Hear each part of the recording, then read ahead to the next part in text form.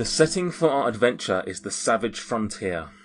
The savage frontier, also known as the North, is a cold, rugged, sparsely populated land of snow-capped mountains, rocky hills, sprawling forests, and foggy vales. Isolated strongholds, ancient burial mounds, and the ruins of many forgotten empires dot this vast landscape. Bounded by the Sea of Swords to the west, and the desert of Anirok to the east, the savage frontier extends as far north as Icewind Dale and as far south as the town of Daggerford. Old roads stretch across this great expanse, linking the dwarven strongholds and mines in the mountains to the coastal settlements, frontier towns, and fortified outposts of humans and other folk. These roads are long, lonely, or poorly defended, making them dangerous to traverse. In fertile valleys, towns and cities have sprung up, separated by dozens, if not hundreds of miles of untamed wilderness haunted by bandits, barbarians, and monsters. Our story begins in 1530 DR. Rumours are rife of goblins terrorising settlements near the west coast, and while lodging in a nearby tavern, Dweezil and Quinch hear of a reward being offered by Lady Velrosa Nandar, a Waterdavian noble, to any brave heroes willing and able to rid them of the threat. Always willing to lend a hand, especially when coin is involved, you two set off for Nightstone, a half-day's ride away. At the same time they are approaching Nightstone from the south, little do they know that their fate is intertwined with another group to the north. Daboff, Krill, and Gregomel, whilst wandering the north, looking for trouble, you venture into the Ardeep forest, searching for food and shelter.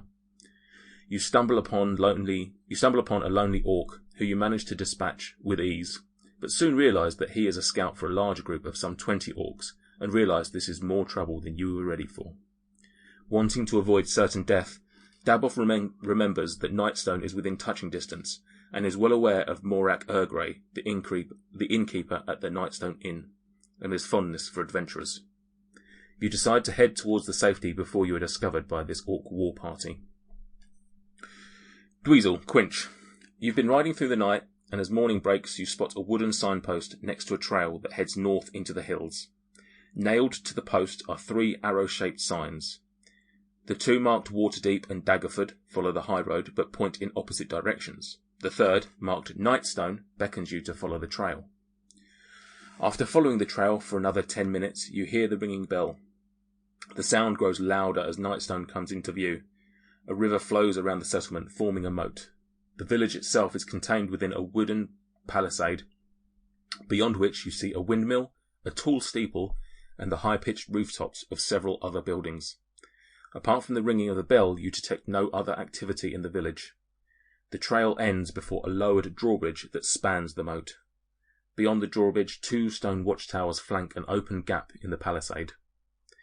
South of the village, and surrounded by the river moat, is a cone-shaped, flat-topped hill on which stands a stone keep enclosed by a wooden wall. The keep, which overlooks the village, has partially collapsed. A wooden bridge that once connected the keep to the village has also partially collapsed. What do you do? So there are two watchtowers overlooking the entrance to the village, but the village is the drawbridge is down. So the drawbridge is down. I've just moved you onto the page on Roll20 so you can see a little bit about it. Thank you. So I'll just show you where you are. You are over here by this. Actually, you're just there to be tell away. So you're just to the west of this village.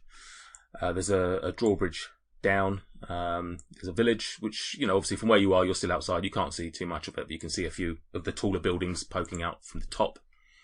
But you can obviously get a sense that this is a larger village.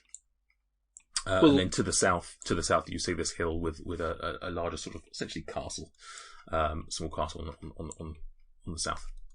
Well, Quinch and I have spent the last few months falling into a pattern of repetitive behaviour where we've essentially survived by recounting the tales of the bravery of Quinch in the taverns of the Sword Coast. So I think as we approach this village, we're both assuming that perhaps that's what our intention will be to take to the village and spread the word of Quinch.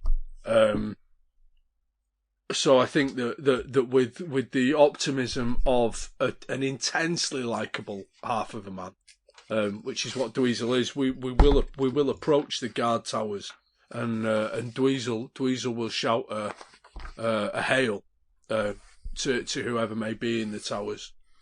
Say, hello there. Hang on. Oh, hang on. Quinch has got something to say. Oh, I have terrible. Oh shit! I shouldn't have.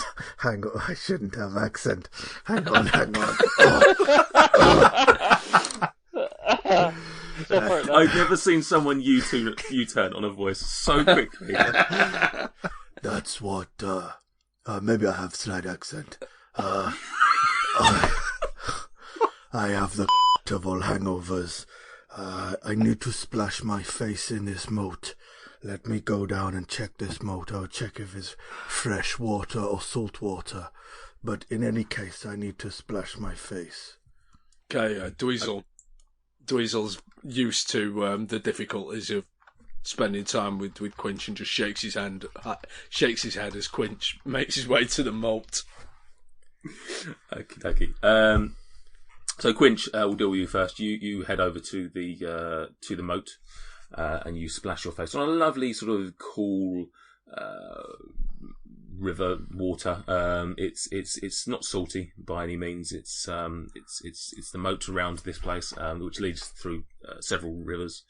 Lovely and cool. It's a sort of a spring day out, so it's nice against you. You approach this in the morning. The sun's just starting to rise.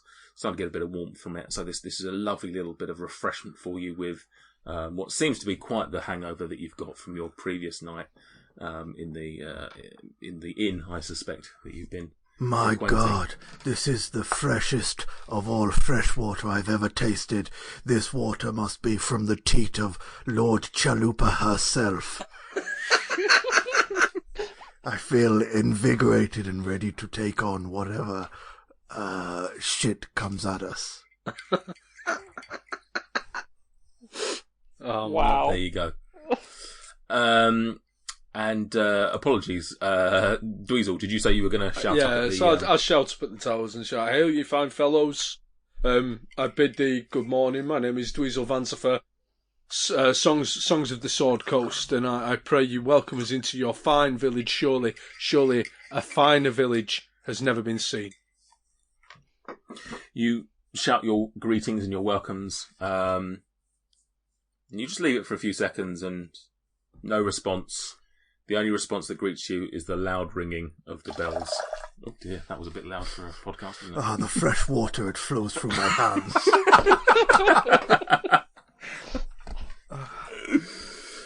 So you get no response other than the ringing of the bells.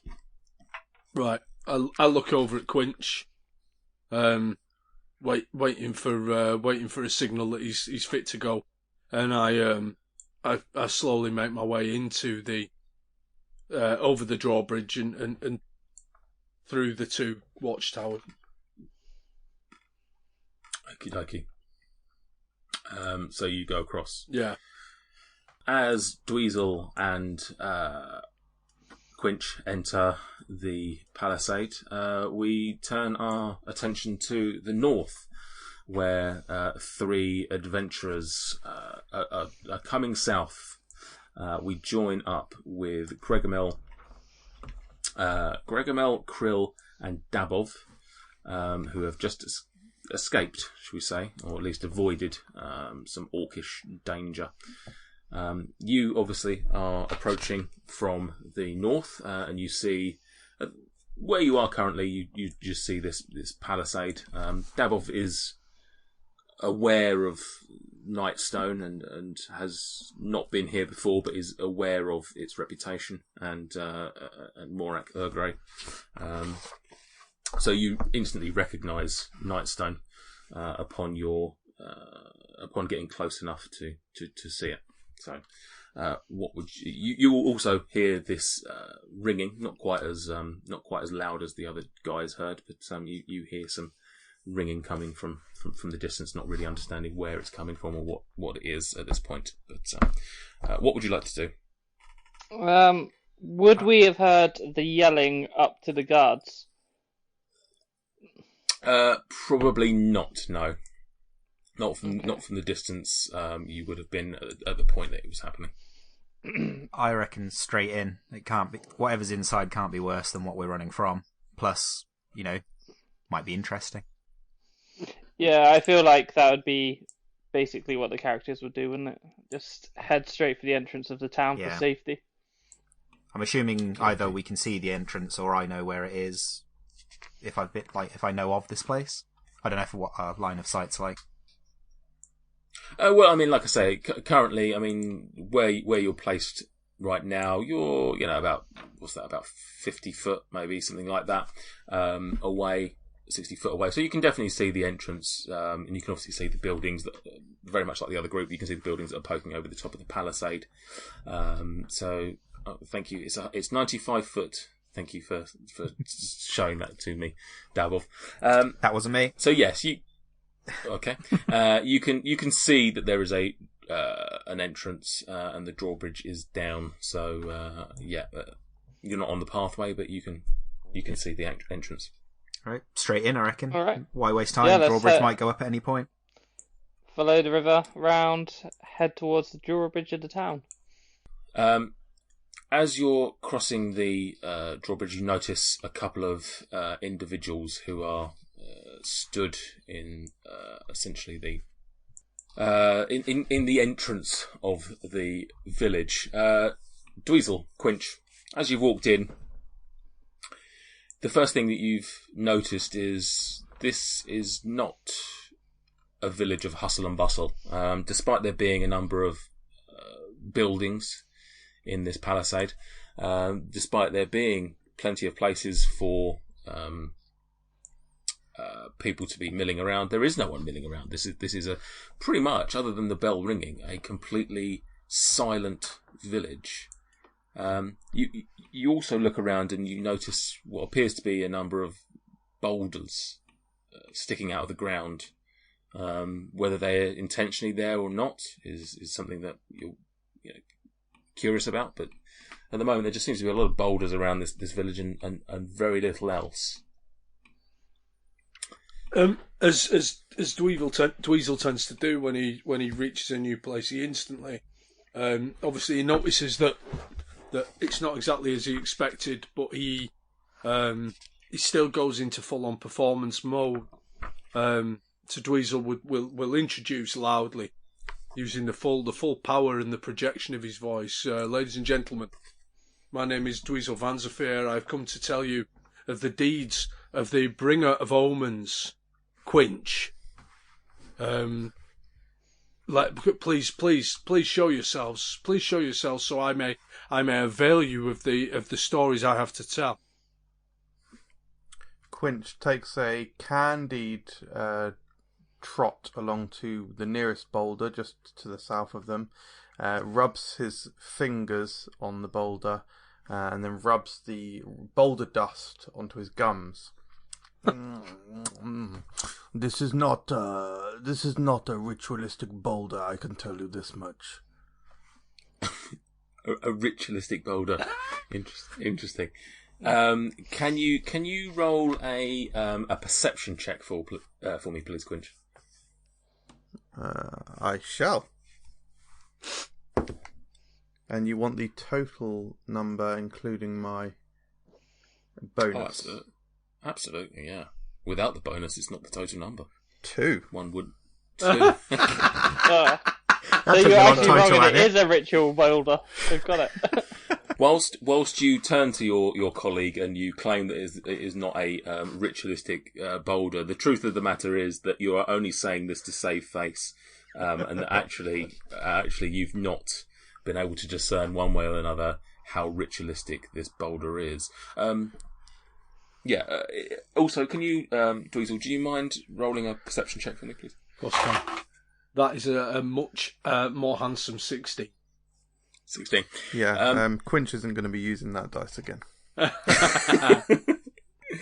Whilst Quinch is investigating the boulder, you manage to just hear something underneath the ringing of the bells, a somewhat animalistic growling noise. Okay. I'll just put my. I'll just move to Quinch and just put my hand on his chest, just in the way that I've done many times before, just to, in an almost patronising way, just bring him back a little bit. What Dweezil? What Dweezil? What Dweezil? Something in this place is amiss. What Dweezil? Something is amiss, Quinch. What is amiss? I get a sense that something is amiss. This is no ordinary village. There is no. I told you these boulders. They're not ritualistic. I see this is not ordinary. There's no sport for us here. There is no game for us here. There is no money to be made here. It's drier than Chalupa's Cavern of Wonder to be on a desert night. To be sure, it's free from activity. I certainly agree with you. At this point, Dweezil looks over his shoulder back towards the drawbridge to see whether or not there is a clear passage to leave the village. As you do that, and as a DM, I thank you for doing that. You notice crossing the drawbridge, just as you're starting to get the heebie-jeebies. You notice 3 individuals, a half orc, an old human man, and a gnome, a band of merry adventurers you would not necessarily place together normally. But you see them crossing the bridge to meet you. Similarly, as scooting over to the other group, Krill, Dabov, and Gregomel, you hear the ringing of the noise. You've not yet, discerned anything else different about this area, but you're crossing the bridge, and the first thing that you see is a dragonborn half human, if that's a thing, and a half elf, which is a thing, stood in the entrance to this village. Right, just before we go any further, I'd like to ask MJ if he's actually researched these mythical, religious people that he's been coming out with, or are they actual D&D gods or deities? It's bullshit. We're just going to accept it and deal with it. That's it. Okay. Nice. I believe the term is homebrew. Is the word we're looking for. Isn't a chalupa like a type of sausage? Yeah. No, it's I believe it's a Mexican dish. No, Quinch has only heard rumblings of chalupa, and chalupa is referred to much in the same way that we would say, "Oh, good grief." So yeah, I suppose it's. I don't really know what I'm saying. Oh, chalupa's grief. Yes, that's fine. I just wanted to see how much of a hole you were going to dig yourself into. That was all. Yeah, I think I've started digging, and there's a long way to go. Just take everything with a pinch of salt and just deal with it. Is essentially how I'm treating MJ's character. Yeah. Fun. Interestingly, if you've heard the introduction to Gregomel, it almost feels like it would be suitable for Quinch as well. I won't spoil anything at this stage, but you would hopefully have heard the introduction at this point. So Gregomel, Debov, and Debov, brilliant. Dabov. Fuck me. How many names am I having? Enough. And Krill, you cross the bridge and you see. You meet these 2 adventurers in front of you. Krill enthusiastically turns to Gregomel and refers to him as Old Greg. It's sort of a thing they've got going. He says, "Old Greg, this is the town you said, but it's empty." Well, let's ask this man and his small child over here what's going on. See see if they know anything of what's happening around here. Krill turns Excuse around. me! Excuse me over there! Could you let us know what's been happening here? Why is it so dead, and what are these boulders? We've only determined that these boulders are not of ritualistic impact.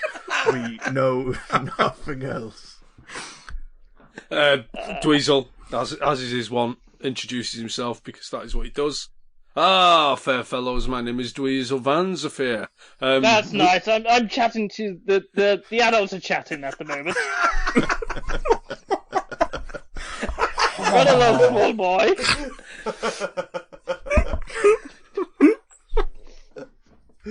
As I was saying, you must try the moat water. It is the freshest fresh water I've ever tried. As a matter of interest, how tall is Gregomel? I would say, standard human height, probably like 5'9", 5'10", something like that. But he is hunched over, so probably a bit shorter than that, maybe like 5'8". Right, so smaller than Dweezil. That's okay. Still managing to be a patronising old man. Although I should say Quinch is 7 feet. So. Yeah. Yeah, it's probably just the distance, isn't it? That's interesting because Krill is 7'3". Just and the less said about it's because you're like an elf and your childlike looks, because you don't really age. jailbait. It's worth mentioning once again that Dweezil is offensively handsome. Right, okay, yeah. Dweezil's just got a smirk on his face because he knows that he doesn't need to engage in such banter. Okay, maybe I will speak to the child. This one's obviously a simpleton. Okay, you with the musical instrument. What were you about to say? My name, good sir, is Dweezil Van Zafir, and this is my companion, Quinch. We are visitors to this. Excuse me, you will use my full title. Sorry, Quinch, the bringer of omens. Quinch, the spherically blessed. We are also visitors to this village, and we find it in much the same way as you find it. We have no insight as to the nature of this town. We find stones, we find bells, we also find youth. Krill says, "I thought so. There's no way little lizard could lift that rock." Quinch is no stranger to the lifting of rocks. Quinch just doesn't want to lift this one. Quinch is tired from work and under a lot of stress. Quinch has never suffered from performance issues. The problem must be you. We were actually just discussing that we were looking at the windmill and wondering of the quality of the milled flour held within. Okay. So you guys haven't explored further into the village then? Dweezil simply stands aside and offers his arm as if to suggest that they are more than welcome to pass through and explore into the village. Absolutely. Quinch Then has what already started walking towards the windmill. Well, there must be some kind of map around here showing us the town, hasn't there? Krill loves map. Quinch also loves map.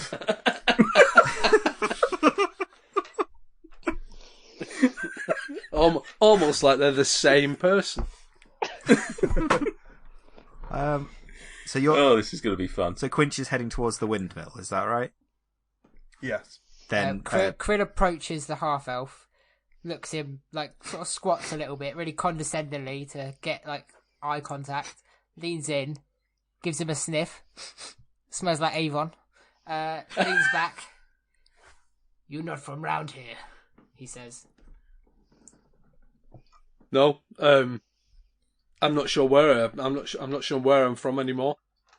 I've been everywhere and I've seen everything. I am where I find myself, and where I find myself is here with you. But I don't think you are from round here either. Okay then.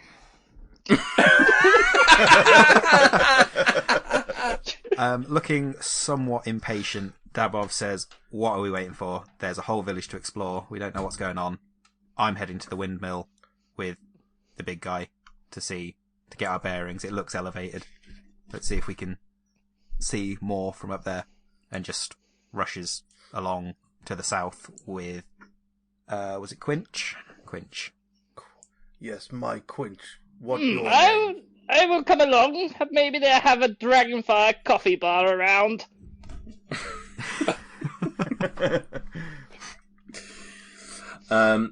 So are you all heading that way, or are you...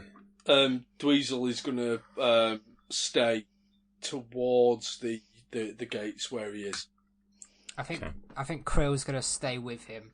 He's somewhat suspicious of strangers, and he doesn't feel like this man that talks in riddles should really be left alone.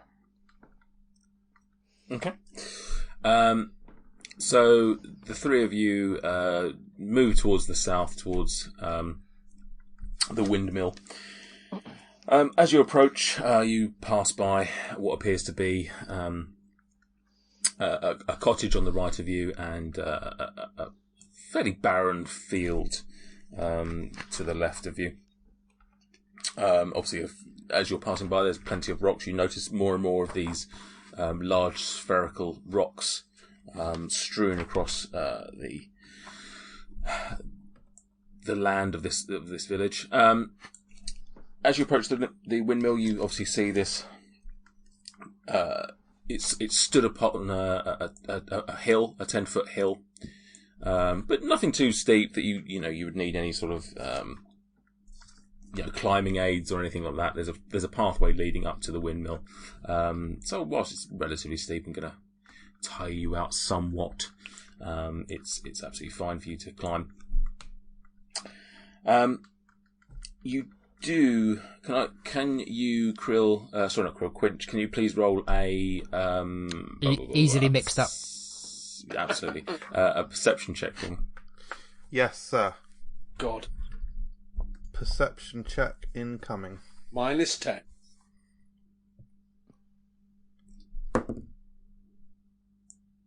And we have got a... That is remarkable. That's a 2 again. A 2. You notice nothing of interest. You barely even notice that it's a windmill. You just see a sort of a block of brick and engineering in front of you. How close am I to the windmill now? You are approximately 20 foot away from the windmill. I mean, if you just stop moving your character, that would help me determine how close or not you are. You're approximately 20 foot away from 15 foot away from the windmill. When all of a sudden you hear, "Go away, you dragon!" What? Was this you? No, it wasn't me. You can piss off as well. Sir, I like the cut of your jib. I suggest we be friends. Dweezil! I'll show you my jib. Dweezil! Quinch. Someone being mean to Quinch. Oh, God, right. Dweezil starts making his way over.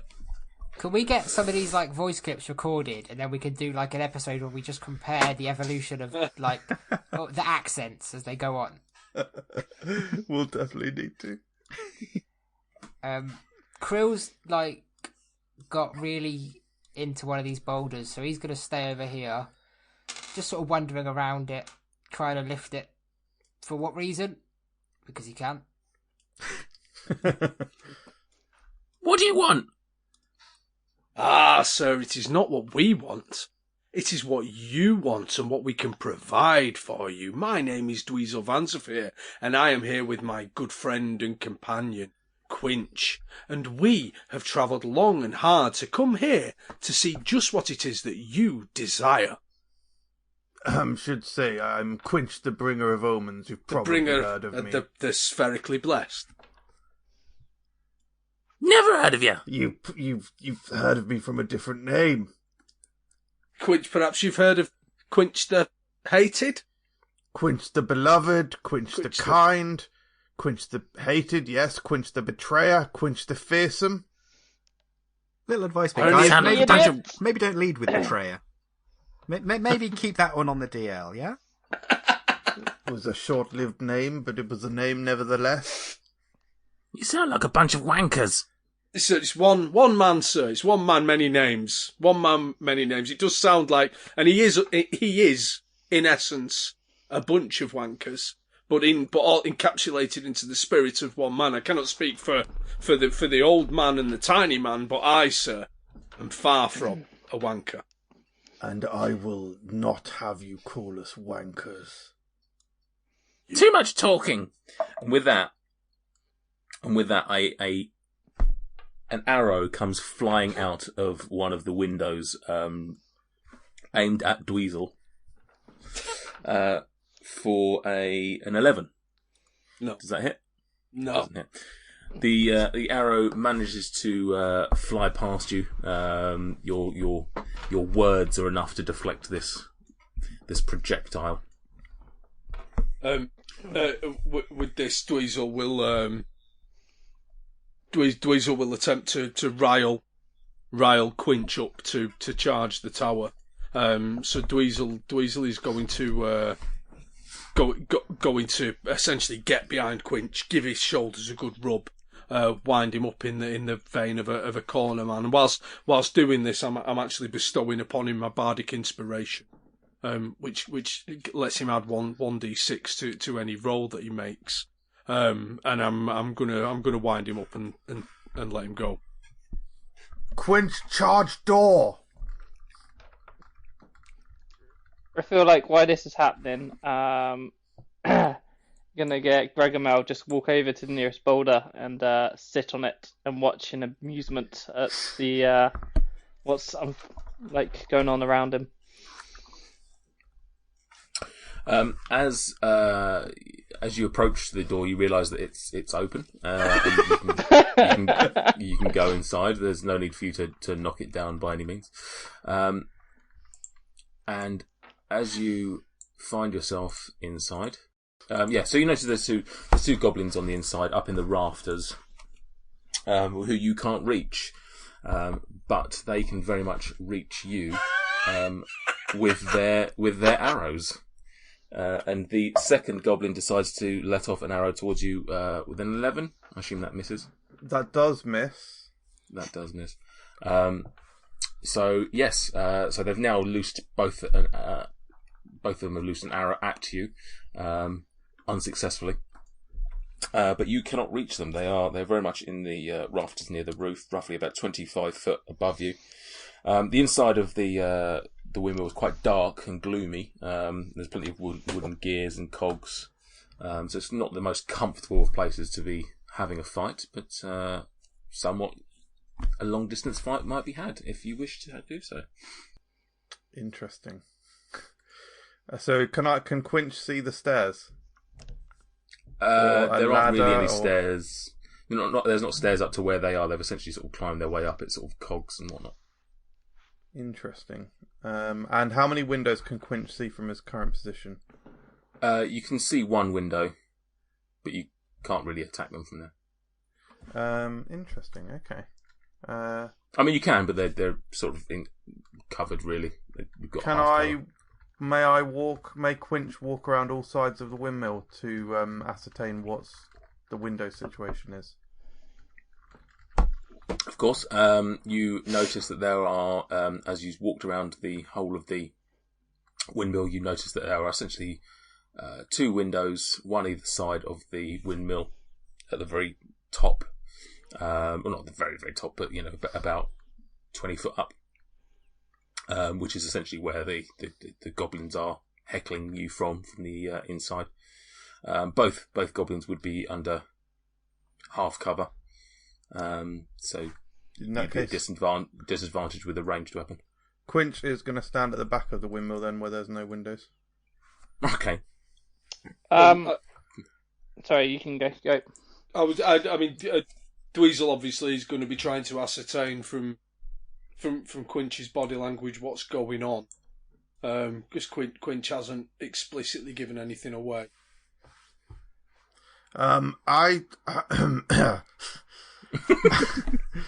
There is at least 2 creatures in here. I think they're the ones that called us wankers, and they're pussy dickheads.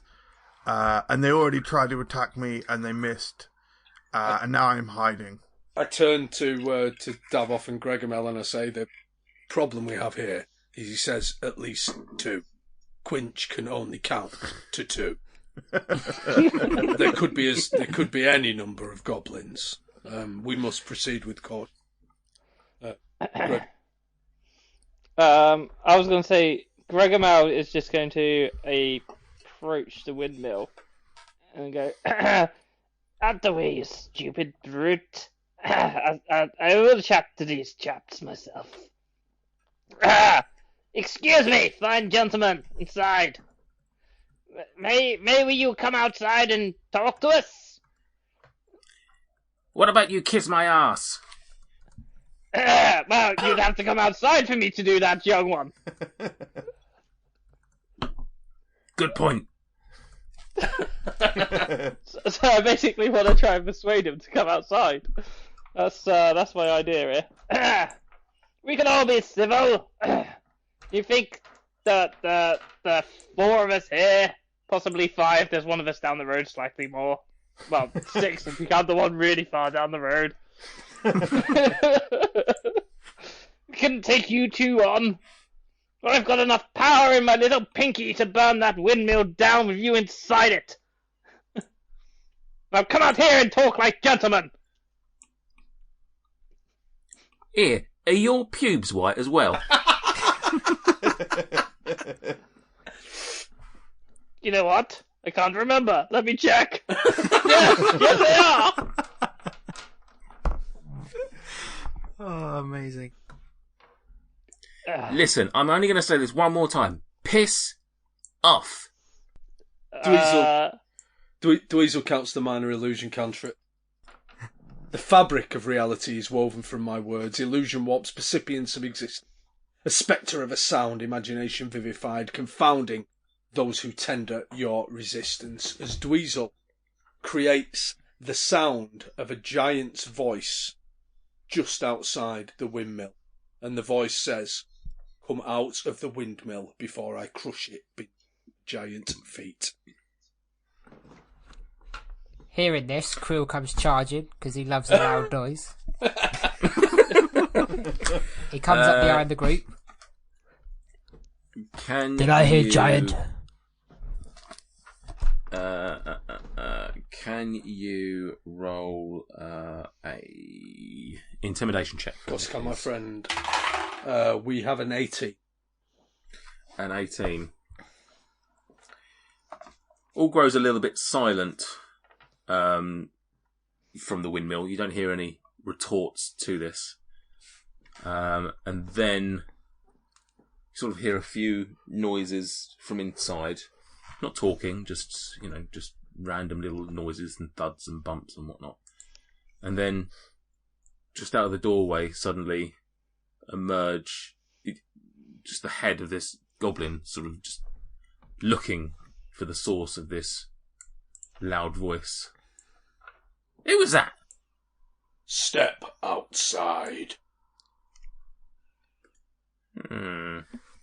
Why? If you do not wish to be crushed beneath my feet, you will ask no more questions, and you will step towards the man with the white pubic hair. That's me. His head pops back inside the windmill and then just gingerly just You hear a few sort of voices going on inside, and then just sort of gingerly steps out, followed by a second goblin. Quint. Quinch does as informed and goes to grapple this one on the westerly direction. Oh, you want to grapple? Oh, you want to grapple? Can you roll me a strength check then, please? Yes. Almost certainly won't matter. Interesting. I've got a new dice here. Strength for plus... Sorry, you are fuck. 2. So You've I've got- rolled 3 dice. I've rolled 2, 2, and now a 1. You have bardic Oh. you have bardic inspiration, so you can roll the d6 and add it to your. For the record, the goblin also rolled a 1. Okay. Sort of what happens there then. Nothing, really. We both critically sort of... Quint. I don't know, we sort So I failed to grapple, and he fails to avoid getting you can- grappled. So You have bardic inspiration, so you can roll the d6 and add that to your result. boom. And to be fair, you did say that before I gave you the Yeah, you did. the results. So Which I'll is allow that. a 4. So yeah, 5. Yeah, okay, so you managed to, with a pitiful score of 5, you managed to grapple the goblin. So he is now grappled, and he's like, get off of me! Quinch licks him. It's a goblin, I think. It's a goblin. Is it a ritualistic goblin? Or Standard goblin. Whiny voiced little prick as well. see? Grab the other one quickly. He... Oh. I was going to say, as this has happened, the other goblins decided to sort of... He's dropped his weapon and has decided to pelt. Tall one! After him! That must mean me. Krill is like incredibly athletic, so he's like charging him down. He's got like a 30 walking speed, so from where he was, where does that put me? Okay. Does that get me near him? Where were you? I was next to Dweezil, so... Dweezil, so... No, it does. It gets you to here. 30, So what, you're 30 foot? you're about... Yeah, no, sorry, so here. So yeah, you're right by him. It's like an American So, yeah, you football managed- game managed- going on. So can I do like a diving grapple? Yeah.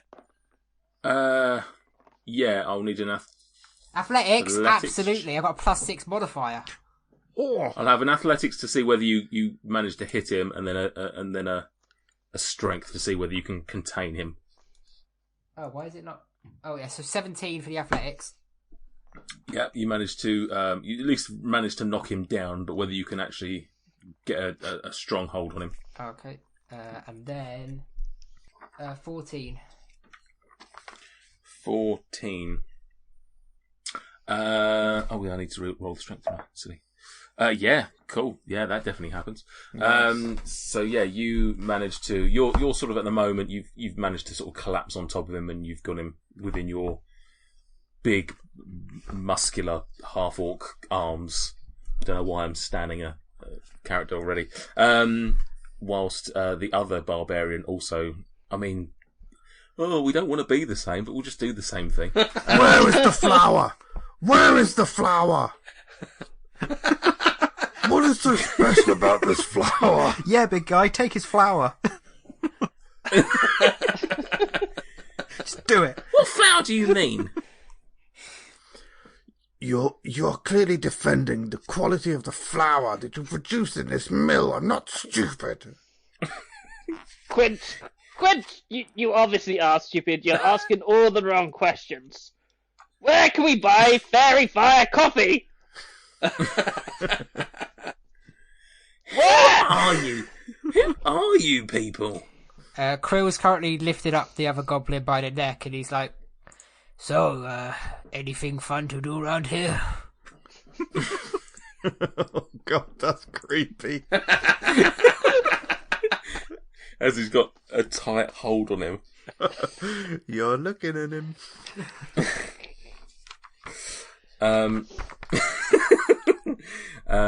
So I don't know. I don't know. Is there a serious question amongst most of these, or when we've got flour, fairy coffee, and Dabov and is getting kind of a bit bored of it all, to be honest. But he's joined the rest and is going to ask, "What's going on here? You may as well tell us." Yeah, I've dragged the other one back over to you lot. Yeah. By his toes.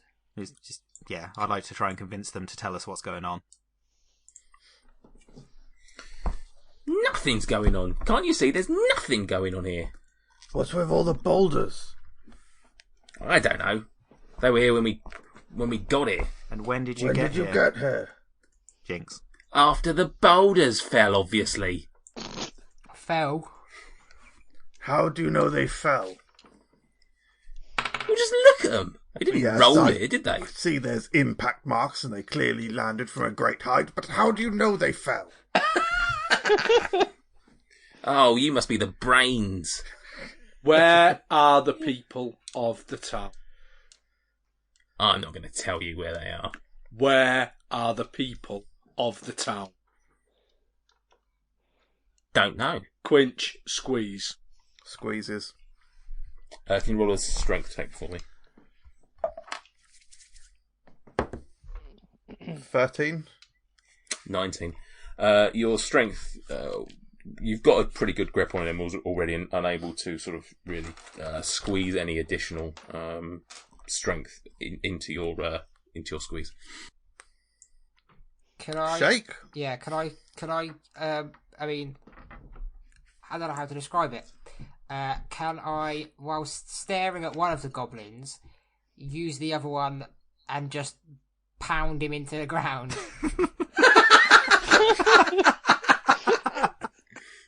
So say that again. You want to... Whilst making eye contact with the argumentative goblin, I lift the goblin by the foot that I'm currently holding, overhead swing him into the ground as hard as I can, and then look back at the original goblin as if to re-ask the question without words. Nice. Let's go for a strength check, but I need a high one on this to manipulate, not only just hold him, but manipulate him into the... Essentially to Loki him, Hulk and Loki him into the ground. I was going to use that reference, but obviously we're recording a podcast. I don't know what we can and can't say. I think we could reference popular culture. That's I think that's fine, fairly yeah. So I was going to do the Hulk Loki boom, boom, boom, boom, back and forth thing. 18. I want you in my room. You got an 18. You sort of managed to throw him down, but not particularly of any real sort of. It doesn't perform what you want it to perform. Let's put it that way. Yes, you managed to throw him onto the ground, but it doesn't necessarily intimidate the guy as highly as you hope. Okay, if you do not answer our questions, I am going to strap you to the windmill. Oh, excellent. Excellent. Excellent, Quinch. What wonderful thinking, Quinch. Not just pretty face. Bloody good job.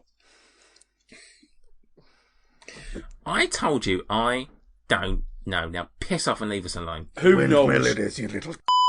Who knows? Who's in this town? Who's leading you? Who's? I've spoken to the monkeys enough. Where's the organ grind? Do you mean me? I'm just going to quickly say, I'm going to have to change this voice up because it's becoming a bit close to Quinch. Like... Quinch is a little bit more sort of stern, whereas yours is a little bit more stupid. Yeah. Yeah. I mean, let's put it this way: you're a half orc. You're hardly going to have like a hello there. The name's Krill. Shrek. I really wish he did. Scottish Krill. I do like how both of them are idiots, though. That's quite entertaining. In their own way. There is no organ grinder. I'm the organ grinder. He's the organ grinder. We're all organ grinders. Strap the organ grinders to the... Yep, do it. Will be done. Have you got any rope? Yeah. He says without looking at his equipment list. No. Nope. Don't have rope. Does anyone have rope? Does anyone have... I have a hand axe, so I can sort of like I've got rope. crucify him to it. I will rip the shirt off of my back if it means strapping. What are the goblins? What are the goblins wearing? Just naked. No, they've got like a hide armour. I mean, it's. Why didn't you say so? Grabs the deck. I was going to say, can we not do like an American high school of, give them a wedgie and then put the wedgie over the windmill arms? So I tell you what. If you haven't got rope, I've got rope. Roll. I mean, there's got to be rope laid around, surely. Okay. Dabob's got. I've got rope. I'm curious to see what happens. I chuck my rope. We've spent 20 minutes trying to intimidate a pair of goblins that I, at this point, feel like they actually know nothing. And also, you're strapping him to a windmill that might not be moving. We've got two barbarians. Krill licks his finger and holds it up to the wind and realises there's no wind today. Matters not, we'll 7 feet, 14 feet on top of each other. We can spin this thing. I'll tell you what. Let's one of you roll. I don't know who would be the best two, but let's roll one of the barbarians, I guess, because they're the ones rolling an intimidation check. I've got a +3. Let's do that. Yeah, I got +1. 15. 15. What about you, Quinch? Did you roll? Sorry, I didn't roll. Let me roll. You roll as well, because I think you. This is unbelievable. This is the 4th dice I'm on. So I've rolled 2, 2, 1, 1. So that's 2. Did you take the blue tag off that you put on there earlier? Apparently not. That is. I don't think there's been anyone in history that's ever rolled 2, 2, 1, 1. No, you're right. You're the only person. I rolled 6 from 4 dice. Yeah, good maths. Your Krill, your intimidation is just enough for the other one who hasn't been talking yet at this point. The one who was due to run away, and he's like, "I'll tell you what we know. Just don't put me on the windmill." Got bounced off the ground as well. That probably helped. Yeah. I'll tell you what we know. Nothing really. We just the stones are here. We came here. We came here to raid this village. We turned up. There's stones everywhere. There's nobody here. We don't know where anybody is. We've just been, trying to find what we can here. What's your name? My name's Yek. Yek the what? Whatever you want to call me, sir. Yek the dickhead of the windmill. And what's your friend's name? His name's... Shut up, you. Don't tell him my name. Loudmouth, the cock of the windmill. Krill takes things very much literally, and he's like, "Why your parents name you this? It's like they want you to be bullied." What? Why your parents call you dickhead and loudmouth? Oh, no, my name's Yek and his name's... Don't tell him what my name is. He's called Loudmouth. He's a pig-faced one at that.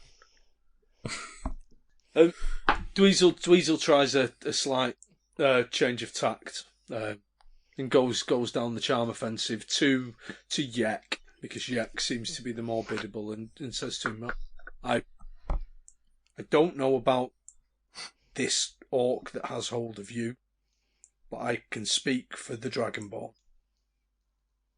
If you tell us everything you know, we will let you go. Don't be silly. We'll kill him when we're done. At this point, Yek looks to Dweezil, looks to Krill, looks back to Dweezil, and faints. Brilliant. Quinch grow weary of Loudmouth. Yeah. Quinch thinking he's going to kill Loudmouth. Yeah. Do it, Quinch. Dweezil pulls out his rapier and pokes it through the ear of Yek. Through Yek? Yek, the one that passed out. The one that's just passed out, yeah, I'm going to do with Yek, while Quinch does with the other one. We're bad lads. All right, and Dweezil, can you roll an attack, I guess, with advantage? Yeah, that's 22. Don't need the advantage. I mean, yeah. Can you roll damage then? Can, yeah. That is brilliant. 4. Did you say you're going in through the ear? I think I've just pierced his ear for him. I mean, has anyone got any jewellery? I mean, I don't know how you're picturing it, but I was imagining that my massive hand was holding his entire head. So really, you've probably stabbed me in the hand. Good point. This. Right. So what you're saying is roll for damage on Krill as well. That's not what I'm saying. I don't think. So you certainly, despite him being unconscious and being held, you somehow managed to stab him in the head just enough to hurt him deeply, but not enough to kill him.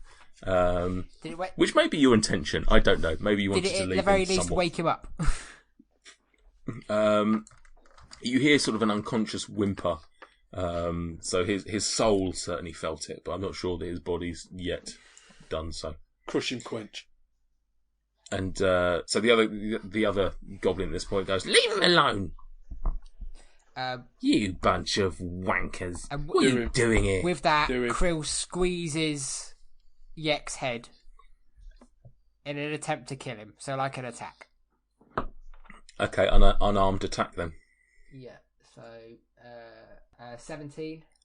17. Yeah, that hits. And then what is it? 1 plus strength. So yeah, 5 Yeah. damage. So you manage under your sheer half-orc strength. You hear the bones in his skull crack, and you manage to crush his skull and kill the poor goblin that was just sort of trying to help you out, really, and fainted because he was so scared of what was going on. Why did you do that? He hadn't told us where we could get coffee yet. Quinch headbutt Loudmouth. We are getting nothing from these guys. Loudmouth, you happy with this? I don't care what you do to me. You people think we're monsters. Look what you've done to poor Yek. Call yourselves heroes. No. And he spits on Quinch. Oh, Quinch probably enjoys it. Wow, these aren't good rolls. 11. 11. You're headbutting him. No, Yeah. Despite being Miss a headbutt. because you're so close to him. Holding someone, headbutting them and missing. But unfortunately, he's just a bit too close to him, so you can't really get enough, leverage in your headbutt. And you sort of do touch him, but you sort of more just push him. It's like a football headbutt where it's just sort of like more like a head push. You're now caressing your scaly face against him. Barbarian in name, pacifier in nature. And what are you doing? Quinch fond of Loudmouth. Quinch think keep Loudmouth as pet now. I wouldn't want to be your pet, you weirdo. A Loudmouth's limbs long enough that I could wear him as a backpack. Goblins are small. I guess he could be like for you, I guess, like a Teddy Ruxpin-esque size. It'd be like a handlebar hound. Do you remember those? What do I need to make this happen then? That's what you're suggesting. First kill. Bind his hands and feet and carry him around as a live backpack. Or do you want to kill him? No, live backpack. What, you're going to put stuff in his mouth as like the pouch? You're not planning on any stealth rolls anytime soon, I'm are happy you? for him to... Is that +1 AC, by the way? I'm happy for him to be able to speak, so I won't stuff him just yet. Right, I don't... if you're serious... Krill just wipes the blood of the skull on his shirt, and he goes, "Lots of sexual tension here," and then just walks down the hill a little bit. Yeah, I think we could certainly make a live goblin backpack for you. I'm not really sure the benefit of it particularly. I mean, The benefit is you've got to do the voice every episode. Smart.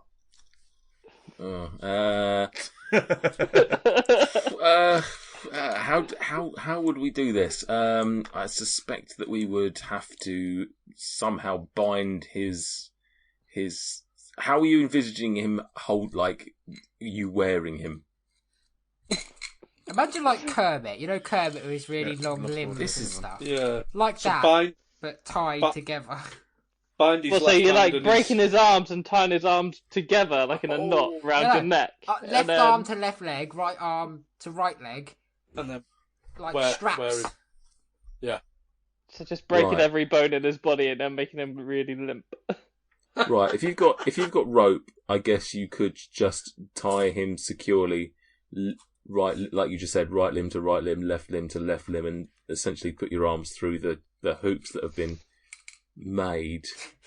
I mean, I know we started this game with the intention of maybe trying to think outside the box and do things, a little bit different than just I swing axe, I swing sword. I'm not sure I anticipated first session there being a live rucksack being made by one of We're such the heroes. We're such anti-heroes. Torturing. I appreciate he's a villain, but Jesus, there's got to be I mean, some sort of right. Can I have a dex? Who's the best person to create this monstrosity? I'll bind him up if I can borrow the rope. It'd be either Dabov or myself, I imagine. I mean, this sounds like a lot of metagaming going on right What now. are we rolling It for, does, doesn't sorry? it? Dex check. Dweezil, can you please roll me a dexterity roll, please? I can. We have a 13. A 13. As you try to tie up this goblin, he manages to worm his way out of the grasp from Quinch. Gut. Quinch, you idiot! You let him go. Slippery. And he picks up the scimitar that you've knocked out of his hand when you picked him up, and he attacks Quinch Brilliant. with it. Unfortunately, his attack misses and clangs against the side of the windmill. And at this point, I'll have you roll thingy. Initiative. Initiative, that's the one. Please all roll initiative for me. I can't even roll it digitally well. I haven't rolled above a 6. Like 10 rolls there or Happy something. with mine. Right then, so in terms of initiative, we've got Gregomel, Dabov, these are in order, Gregomel, Dabov, Dweezil, Goblin, Krill, and Quinch. love it. Who knows, it might be over by the time we get to Quinch. So Gregomel, you are up first, please. I mean, at this point, I think I'm just kind of happy to not really do much. So I'm just going to ready an action and Okay. see what the rest of the party gets up to first. Okay. What are you going to ready, or are you just... I'm just ready in case I need to pounce or something like that, so I can jump back into the order when I want. Okie dokie. Dabov. Right, I am going to move around to the west side of him, the opposite side to Quinch, into a flanking position. Yep, And that sounds perfect. I'm going to do a stealth attack on him. Oh, stealth him up big time. Yep. Get this done quick. So let me check my stats. I'm still upset we didn't get to turn him into a backpack, to be honest. That is A living backpack. My voice is certainly happy it didn't. that is a natural 20. Nat 20? Yeah, I'm stealing all of MJ's luck, it seems. This will be the first time you've ever hit anything. That's the first time I've rolled a nat 20, honestly. Right. So what are the rules for a natural 20? You roll your attack dice as per normal, and then you double them, and then add your bonus. So I'm rolling 2d8s, So yeah? you 2d8. For my rapier. Or would it be 1? Okay, do you get extra because it's a sneak attack, or? Well, didn't you say? Don't I get a critical hit? Yeah. So you roll your... Yeah, so you roll it as normal. Whatever you roll, you double. So I'm not rolling 2d8. Yeah. Okay, so I've rolled a 4. No. So that's 8. 4, so that's 8. And then sneak attack is a 1d6. It's a d6. That's 2. So what's that? 10. Do you get a plus on your rapier? Actually, yes, I do. Plus 3. Is it? Yeah. So it's 13. So 13. So I only get that plus 3 once, yeah? None of that matters. Yeah. Cool. Yeah, it's just the dice roll you double. Your rapier stabs poor... Loudmouth. We don't know his name yet. Loudmouth. Yeah. He stabs poor Loudmouth. How would you like to kill him? Just clean. This perversion's gone on long enough. Like, just put him out of his misery. Just quick and clean. No time for Okay. Through the fanciness. heart. You stab him from behind, in the heart, and as your rapier, as you unsheathe your rapier from the goblin, you just hear him saying, "I'll see you soon, Yak." Oh. And then he He was almost a backpack. No, I you mean, won't. he can still be a backpack, just not a living one. Fair point. That's very true. If you wish to now have a dead goblin backpack, feel free. It's not the same. Although it does now have a hole in it. Thanks. Don't put any water in it. So that is the death of our first characters in Storm King's Thunder. What would you like to do next? Should we go into the... Yeah, we windmill? should probably head back to town. I was going to say Should we town, not but... search the windmill? I say, don't we want to go Yeah, to the search top, the see if we windmill. can see the rest of the town, see if we can see anything, use it as a Yeah. lookout? Is that Well, they- is that the highest point in the town? Is the windmill the highest point? Well, let's From where we can try see. and have a little look. Krill, Well, we'd be able to see if there's a higher building, surely. True. Krill's gonna walk over to Gregomel, and he's gonna let out a really loud cough. He's gonna clear his throat a little bit, and he's gonna go, I talk a bit softer now because it's hurting my throat, and I can't maintain the rough voice for what would potentially be years.